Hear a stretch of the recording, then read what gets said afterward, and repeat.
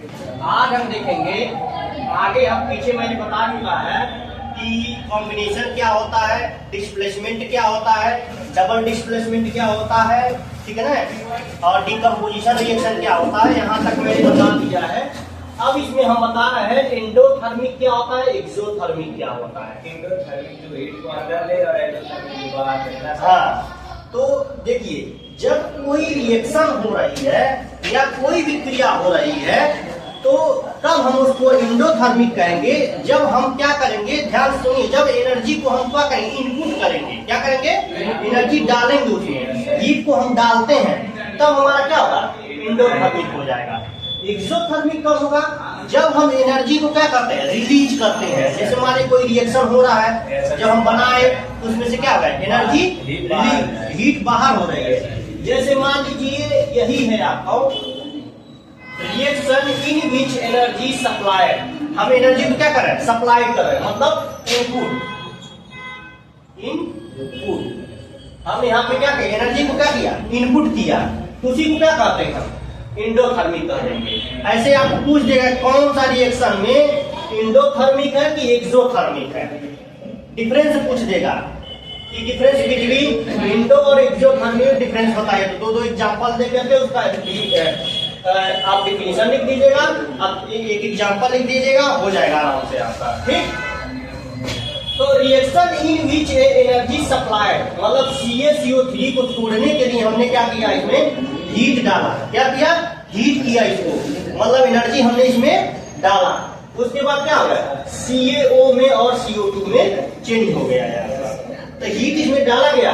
लेकिन यहाँ पे क्या है, reaction which energy is involve, मतलब उसमें क्या हो रहा है, रिलीज हो रहा है, तो प्लस यहाँ पे हम क्या लिख देंगे, हीट लिख देंगे, हीट हो रहा है। समझ में क्या, जैसे आप श्वसन करते हैं, सांस लेते हैं, तो जब सांस छोड़ते हैं तब भी आपको क्या हो रहा है, हीट रिलीज होता है, तो ये भी क्या हो जाएगा, आपको एक्सोथर्मिक हो जाएगा। आप समझ में आ गया, समझ में आ गया ना। यस। अब देखिए रेडॉक्स मतलब क्या होता है, ध्यान दीजिएगा, रेडॉक्स, देखिए RED मतलब रिडक्शन, OX मतलब ऑक्सीडेशन। जिस रिएक्शन में ऑक्सीडेशन और रिडक्शन दोनों एक साथ होते हैं, उस रिएक्शन को हम क्या कहते हैं, रेडॉक्स रिएक्शन कहते हैं। अब हिंदी में सुनिए, जिस समीकरण में, जिस रासायनिक समीकरण में जो है, अगर उसमें अभिकारक ऑक्सीडेशन मतलब उसको हम कहते हैं उपचयन और अपचयन, उपचयन और अपचयन दोनों एक साथ होते हैं जिस रिएक्शन में, उसी को क्या कहते हैं, रेडॉक्स रिएक्शन कहते हैं। देखिए अंग्रेजी में भी उसको रेडॉक्स बोलते हैं, ठीक है। अब ध्यान दीजिए, when oxidation and reduction take place simultaneously in any given reaction, it is a called redox reaction, वही लिखा हुआ है। तो देखिए अब यही मैंने क्या ले लिया, हाइड्रोजन सल्फाइड ले लिया और क्लोरीन ले लिया। तो देखिए अब ये किसमें, ये Cl के साथ चला गया, अब प्लस यस हो गया, तो यहाँ पे क्या हो रहा है, लॉस ऑफ हाइड्रोजन, लूज कर रहा है, हाइड्रोजन क्या किया यहाँ से, लूज कर दिया, इसी में ऑक्सीडेशन हो गया। और यहाँ पे क्या किया, ये जो है यहाँ पे हाइड्रोजन को क्या किया, यहाँ पे ऐड किया है, गेन किया, इसमें क्या हो गया, रिडक्शन हो गया। वैसे आप ये भी देख लीजिए, कॉपर ऑक्साइड है ये और ये H2O है, तो यहाँ पे क्या किया, ऑक्सीजन क्या किया, गेन किया, तब वो क्या हो गया, ऑक्सीडेशन हो गया। और रिडक्शन कब होगा, जब O2 क्या किया, रिड्यूस किया। तो चाहे ऑक्सीडेशन रिडक्शन, रेडॉक्स रिएक्शन उसे कहते हैं जब दोनों उस रिएक्शन में जो है ऑक्सीडेशन और रिडक्शन दोनों एक साथ हो, तभी उसको हम क्या कहते हैं, रेडॉक्स रिएक्शन कहते हैं। अब जैसे देखिए एक साथ है तो क्या कहेंगे उसको, उसी को बोलेंगे, जब दोनों एक साथ होते हैं तब उसे रेडॉक्स रिएक्शन कहते हैं। रिएक्शन और ऑक्सीडेशन क्या है? हाँ, नहीं तो अगर जैसे देखिए मैं इसीलिए आपको ऑक्सीडेशन और रिडक्शन अलग से मैं बता रहा हूँ। तो ऑक्सीडेशन कब कहेंगे, the process of addition of OR, remove of hydrogen, मतलब हम क्या कर रहे हैं, ऑक्सीजन को हम ऐड कर रहे हैं, ये O है, O2 को हम क्या किया, ऐड किया, और हाइड्रोजन को क्या किया, हमने रिमूव किया। ध्यान सुनिएगा, मतलब हमने क्या किया, ऑक्सीजन को जोड़ा, ऑक्सीजन को गेन किया, या तो हाइड्रोजन को लॉस किया तब हमारा क्या होगा, ऑक्सीडेशन होगा। ठीक, उसका उल्टा the process of remove of oxygen, हमने क्या किया, ऑक्सीजन को रिमूव किया, लेकिन हमने क्या किया, हाइड्रोजन को ऐड किया, उसको क्या कहते हैं, रिडक्शन कह देंगे। वही मैं लिखा हूं, तो कॉपर प्लस ऑक्सीजन तो क्या बन गया, कॉपर ऑक्साइड। तो ये ऑक्सीजन क्या किया है, यहाँ पे गेन किया है ना, पहले कॉपर था उसमें ऑक्सीजन ऐड हो गया तो क्या हो गया, कॉपर ऑक्साइड हो गया। अब देखिए ZnO2, यहाँ पे Zn क्या है आपको, ये इसके साथ मिला तो ZnNO हो गया। अब देखिए इसको हम बैलेंस कर देंगे, यहाँ क्या हो जाएगा, 2ZnO हो जाएगा। इधर ध्यान दीजिए, बात कर रहे हैं आप लोग। अब देखिए H2S प्लस Cl2, अब ये क्या बन गया, लेकिन यहाँ पे ये जो चीज यहाँ पे हो रहा है, यहाँ पे क्या है, वही चीज यहाँ पे लिख दिया हो, ठीक है ना। तो लेकिन यहाँ पे ये वाला जो लिखा हुआ है, इसमें क्या हो रहा है, रिडक्शन और रिमूव ऑफ हाइड्रोजन दोनों हो रहा है, ये वही सेम रिएक्शन है। अब देखिए यहाँ पे HCl लिखा है, H2Cl2 लिखा हुआ है, तो ये क्या हो गया है, यहाँ पे टूट करके अलग अलग हो गया है, ठीक है ना। तो यहाँ पे क्या हो रहा है, हाइड्रोजन का यहाँ पे लॉस हो रहा है, और ये हाइड्रोजन दो यहाँ पे अलग अलग हो गया है। और एक चीज ध्यान दीजिए, ऑक्सीडेशन में हमेशा जो होता है इंडोथर्मिक ही होता है, मतलब उसमें जो है इनपुट डाला जाता है। भाई दोनों कौन चीज जोड़ने, दो लोगों को मिलवाना है हमको, तो कुछ हम दिमाग लगाएंगे ना, तो इनपुट किए ना, दिमाग लगाए ना, दिमाग लगाए तभी ना दोनों ऐड हुए हैं। तो कुछ हमने इनपुट किया, मतलब उससे क्या बोल रहे हैं, इंडोथर्मिक बोल रहे हैं। लेकिन वही अगर रिडक्शन है आपका, तो उसमें क्या होता है, हाइड्रोजन का गेन होता है, मतलब हाइड्रोजन बढ़ेगा, ऑक्सीजन घटेगा। ध्यान सुनिए, मैं फिर से बता रहा हूँ, ऑक्सीडेशन में क्या होगा, ध्यान सुनिए, एक बात ध्यान सुनिए, मतलब मैं बोल रहा हूँ ऑक्सीडेशन में क्या होगा, ऑक्सीडेशन में ये होगा कि ऑक्सीजन जो है ऐड होगा और हाइड्रोजन रिमूव होगा। लेकिन रिडक्शन में उसका उल्टा हो जाएगा, हाइड्रोजन ऐड होगा और ऑक्सीजन रिमूव होगा, ठीक है ना।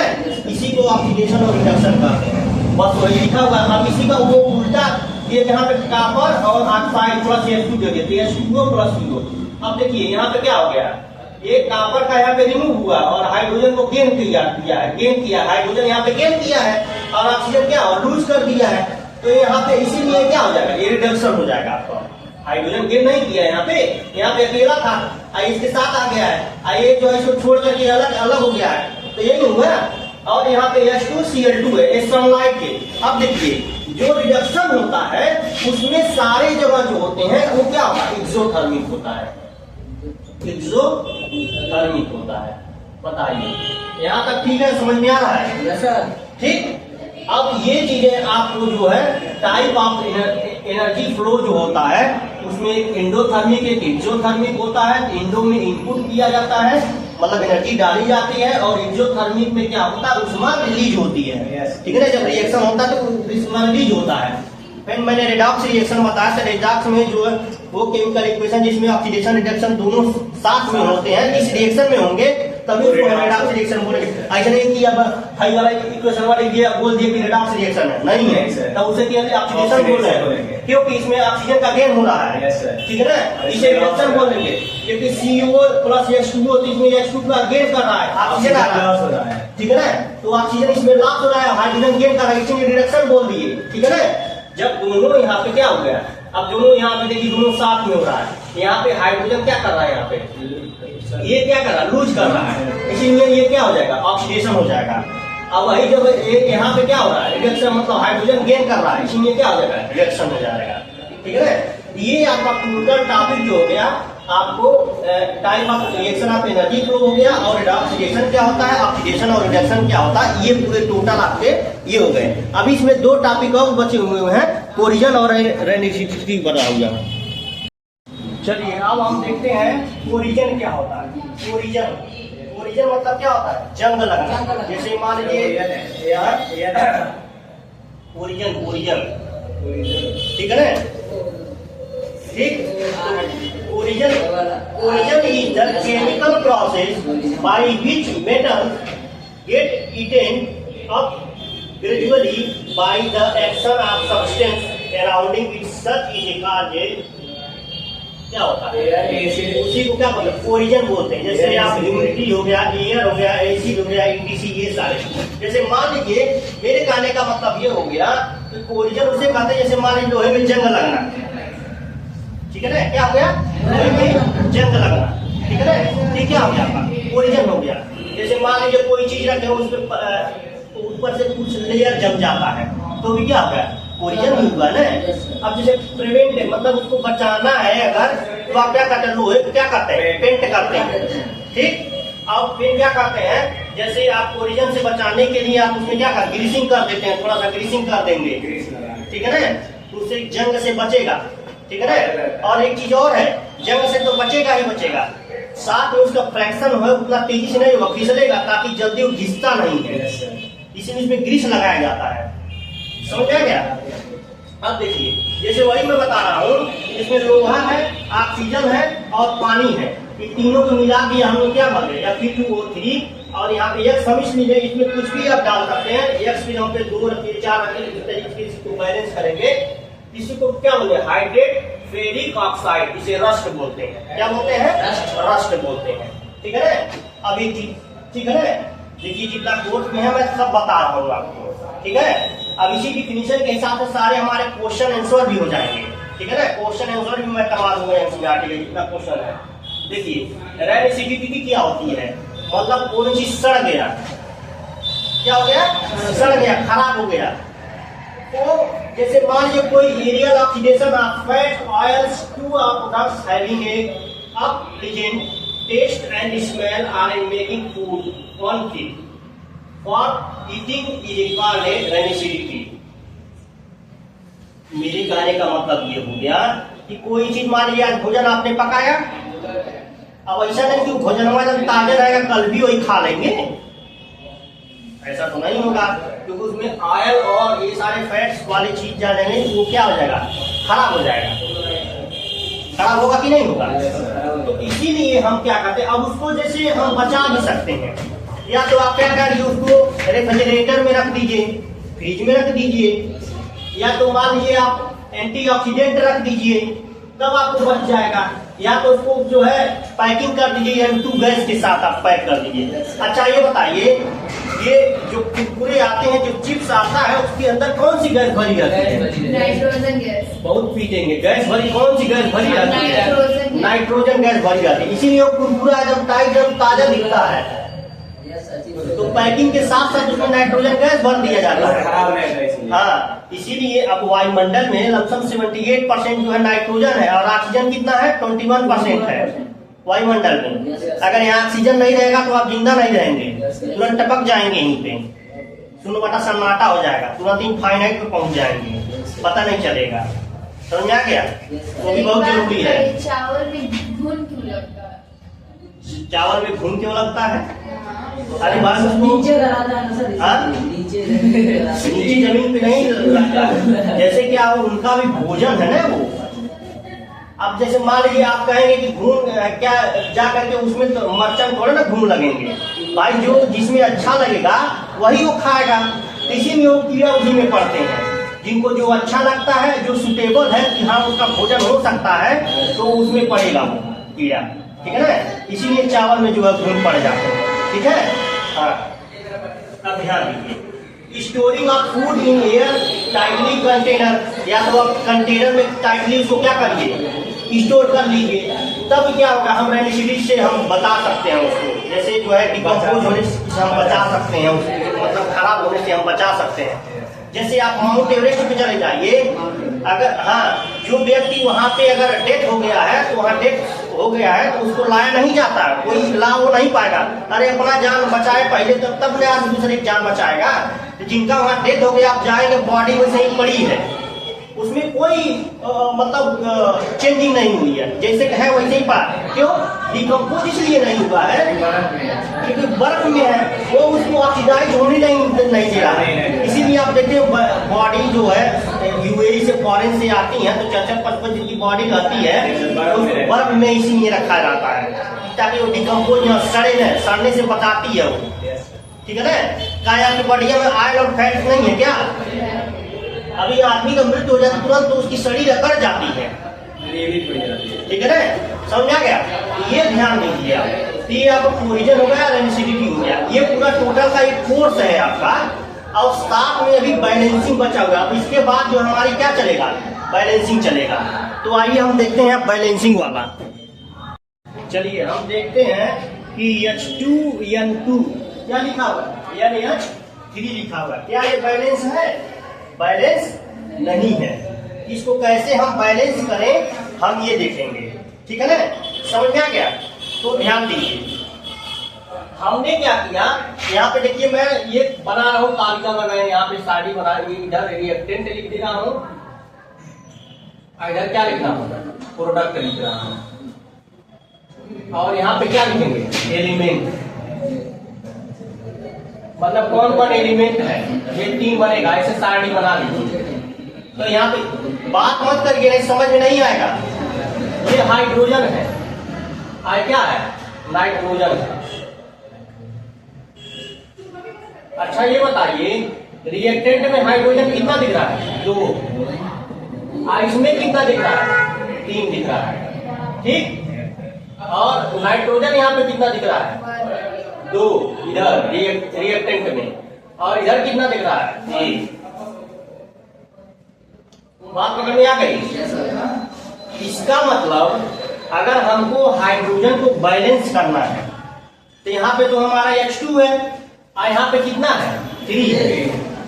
इसका मतलब अगर हाइड्रोजन में हम दोनों तरफ बराबर होना चाहिए। इसका मतलब इसमें अगर हम 2 से गुणा कर दें तो इसमें जो है हम 3 से गुणा कर दे रहे हैं। कितने से गुणा कर दे रहे हैं, 3 से गुणा कर रहे हैं। इसमें से क्या कर दिए, 2 से गुणा कर दिया। तो यहाँ पे हमने 3 लगा दिया।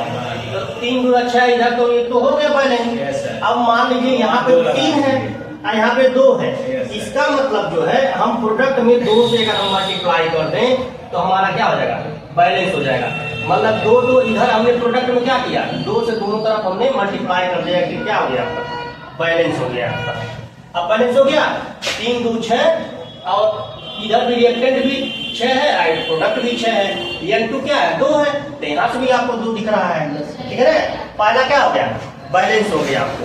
अब सेकंड वाला देखिए, बैलेंस करना है। हाँ ऐसे ही आपको बैलेंस करना है। सर हो जाएगा। ठीक है ना। अब देखिए ध्यान दीजिए, इसका हो जाएगा, 2-3 मैं बता दे रहा हूँ। ठीक, ताकि आपको तरीका पहला मैंने बता दिया। अब मैं सब कुछ यहाँ पे बस ये जो ऊपर लिखा है यहाँ पे सल्फर कर दे रहा हूँ, इसको मैं मिटा रहा हूँ। मिटा इसलिए रहा हूँ क्योंकि वो दूसरा एलिमेंट है ना। अब देखिए हाइड्रोजन कितना है, 2 है। ठीक है ना, और यहाँ पे देखिए ऑक्सीजन भी बढ़ गया है, इसलिए ऑक्सीजन का भी हम बना देंगे। ठीक, और सल्फर कितना है, 1 है। अच्छा। और ऑक्सीजन कितना है, 2 है। चलिए ये प्रोडक्ट में आइए, हाइड्रोजन कितना है, 2 है। ऑक्सीजन कितना है, 3 है। 1 और 2 कितना हो गया, 3। तो 1 + 2 लिख दीजिए। ऑक्सीजन पूछे ना, हाँ ऑक्सीजन सल्फर में लिख रहे हैं आप। अरे भाई ऑक्सीजन और, अच्छा हाँ ठीक है। और सल्फर हमारा कितना है प्रोडक्ट में, 1 है। चलिए सल्फर तो ठीक है, हाइड्रोजन भी ठीक है, लेकिन क्या आपको जो ऑक्सीजन दिख रहा है वो भी ठीक है। यहाँ पे कितना है आपको, यहाँ पे 3 दिख रहा है, यहाँ पे कितना दिख रहा है, 2 दिख रहा है। ऑक्सीजन को अलग, इसमें ये ऑक्सीजन 1 है, यहाँ पे 2 है, तो 1 धन 2 इसीलिए मैं लिख दिया। समझ में आ गया। ठीक है, आगे चले। अब देखिए मान लीजिए अगर यहाँ पे हमने क्या किया, हाइड्रोजन में 2 से मल्टीप्लाई कर दिया। सर अगर इनको बैलेंस करना है तो तीनों में करना पड़ेगा। हाँ तीनों को भाई करना पड़ेगा ना, कि सारा बैलेंस हमारा हो। इसमें भी हम 2 से मल्टीप्लाई कर देंगे, सपोज दैट। ठीक है ना, तो ये 4 हो गया। इसका मतलब यहाँ 2 कर दिया। इसका मतलब हमको सल्फर में भी 2 से मल्टीप्लाई करना पड़ेगा, तब ना होगा, क्योंकि यहाँ पे भी सल्फर से भी मल्टीपल हो गया है। ठीक है, समझ में आ गया। अब ध्यान दीजिए, फिर यहाँ पे क्या है, यहाँ पे O2 है आपका, यहाँ पे क्या है आपको, SO2 है। अगर यहाँ पे मैं 2 से कर दिया तो यहाँ पे क्या हो जाएगा, आराम से बैलेंस हो जाएगा। मतलब इंटू यहाँ पे क्या कर दिया हमने, 2 कर दिया, यहाँ पे क्या कर दिया, क्योंकि यहाँ पे हमने जो है ऑक्सीजन में मैंने 2 से मल्टीप्लाई किया है। अब देखिए 2 2 4, 2 2 4, अब 2 का 2, 2 का 2, 2 2 4 और 2 का 2, 2 2 कितना हो जाएगा, 4 होगा ना। अब ये भी आपका क्या हो गया, बैलेंस हो गया। ठीक, यस सर। अब आगे आइए। अगला क्या दिया है आपको? अगला में क्या दिया है? BaCl2 plus Al2SO4। अब इसको बैलेंस करना है, तो पहले एक एक को उठाइए आप। Yes sir. बेरिलियम को देखिए कितना है आपको? बेरिलियम हमें कितना दिख रहा है? 1 दिख रहा है, ठीक है ना? तो बेरिलियम 1 दिख रहा है, इधर भी बेरिलियम कितना दिख रहा है? 1 दिख रहा है। लेकिन Cl2 यहाँ पे कितना है आपका? 2 है, और यहाँ पे कितना है आपका? 3 है। यहाँ पे 3 नहीं है। हाँ सर। चलिए मैं यहाँ लिख देता हूँ, तब मैं यहाँ लिख रहा हूँ। Be हो गया, Cl हो गया, ठीक है ना? Al हो गया, सल्फर हो गया, और ऑक्सीजन को भी लिखना पड़ेगा, ठीक है? समझ में आ रहा है? अब देखिए मैंने सब लिख दिया है यहाँ पे, इसलिए मैं भी जा रहा हूँ क्योंकि सबका अलग अलग है ना। चलिए यहाँ पे हमने क्या किया? बेरिलियम क्या है? 1 है। यहाँ पे बेरिलियम क्या है? 1 है, ठीक। क्लोरीन कितना है? यहाँ पे 2 है। यहाँ पे कितना है? 3 है, ठीक। एल्युमिनियम क्या है? 2 है, और यहाँ पे एल्युमिनियम क्या है? 1 है। अरे हाँ सर ये। चलिए सल्फर कितना है? यहाँ पे 3 है। यहाँ पे देखिए ट्वाइस लिखा हुआ है, ट्वाइस से इस पे मत कर। और ये ऑक्सीजन कितना है? 4 से 12। तो इधर कितना है आपको? यहाँ पे 4 ही है, खाली ऑक्सीजन कितना है? 4 है, ठीक है ना? और सल्फर यहाँ पे कितना है? 1 है। बात समझिएगा। सर उस ब्रैकेट में क्या है? हाँ? वहाँ ऑक्सीजन पे कहाँ पे? वो लास्ट में ऑक्सीजन ये BaSO4 ये FC जो है सॉलिड में है। बात समझिएगा। अब मैं क्या कर रहा हूँ, यहाँ पे 3 से मैं मल्टीप्लाई कर दे रहा हूँ बेरिलियम में। कितने से? 3 से। अल्लाह मत करिए, ठीक है? अब देखिए, तो यहाँ पे बेरिलियम को क्या किया हमने? 3 से मल्टीप्लाई कर दिया। इसका मतलब यहाँ पे कितना हो गया? क्लोरीन कितना हो गया? 6 हो गया। और यहाँ पे क्लोरीन कितना है? 3 है। इसका मतलब हमको भी क्लोरीन को भी हमको क्या करना पड़ेगा? 6 बनाना पड़ेगा। इधर 3 से कर दीजिए और उधर कितना कर दीजिए? 2 से कर दीजिए, तो आराम से आपका हो जाएगा, ठीक है ना? तो यहाँ पे हमने 2 कर दिया। अब देखिए बेरिलियम आपका बैलेंस हो गया, ठीक है ना? अब यहाँ पे हमको 3 करना पड़ेगा। सर अगर अभी सब बैलेंस हो गया, अब सब बैलेंस हो गया। ध्यान सुनिएगा। एल्युमिनियम जो है सर, एल्युमिनियम से 2 से हम मल्टीप्लाई नहीं किए यहाँ पे, तो हो गया। अब देखिए यहाँ पे हमने बेरिलियम को 3 से किया, क्योंकि इसके साथ चीज हो गया है। 4 के 12 भी हो गया, 3 ये भी हो गया, 2 ये भी हो गया, 3 गुना 6 ये भी हो गया, ये हो गया। आपको देखिए सारा बैलेंस हो गया आपका, ठीक है ना? ये आपका बैलेंसिंग हो गई आपको। अब ये पूरा जो टोटल आपका सब्जेक्ट जो है टोटल समाप्त हो गया, और भी कुछ क्वेश्चन जो है हम करवा देंगे, ठीक है ना? समझा रहा है? तो उसमें कोई डाउट नहीं आना चाहिए, ठीक है ना? तो ये पूरा टोटल आपका सॉल्यूशन हो गया।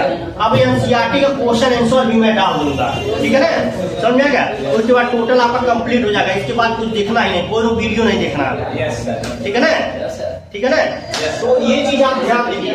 और ये जो हम एक इस पे पूरा जो है शॉर्ट वीडियो बना दिए हैं, ठीक है ना? वो भी आप देख लीजिएगा, पूरा कंप्लीट उसमें रहेगा, ठीक है ना? 1 घंटे का लेक्चर रहेगा, पूरा शॉर्ट पूरा उसमें रहेगा आपको, ठीक? और इसको जो है लाइक सब्सक्राइब और शेयर जरूर आप लोग कर दें, ठीक है ना? इतने मेहनत से वीडियो बन रहा है, थोड़ा 4 लोगों के पास जाएगा, और लोगों के पास जाएगा तो उनको भी ज्ञान मिलेगा। तो थोड़ा आप लोग जो है शेयर और कर दीजिएगा, ठीक है ना? धन्यवाद।